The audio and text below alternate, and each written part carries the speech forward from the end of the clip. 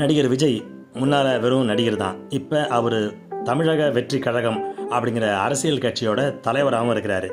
அவரை பற்றி விமர்சனம் பண்ணால் அந்த விமர்சனத்தில் பின்னூட்டம் எப்படி இருக்குது பாருங்கள். அவருடைய ரசிக குஞ்சுகளான அணில்கள் எழுதுகிற வார்த்தைகளை பாருங்கள்.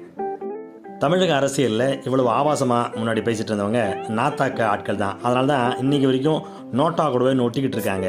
அடுத்தது விஜய் ஒரு 10% ஓட்டு வாங்குவார் அப்படின்னு எதிர்பார்த்த விஜயை இவனுங்க நோட்டாவோட தான் போட்டி போட வைக்க போகிறானுங்க நல்லா தெரியுது. ஒவ்வொரு வார்த்தையும் பாருங்கள். இது ரொம்ப சுலபம். இதுக்கு பின்னூட்டம் பார்த்தீங்கன்னா எந்த திமுக காரணம் அண்ணா திமுக காரணம் பாஜக காரணம் எந்த பதிலும் சொல்லலை. இது அப்படியே விடுறாங்க. ஏன்னா அப்போ தான் விஜயோட பேர் கெடுங்கிறதுக்காக.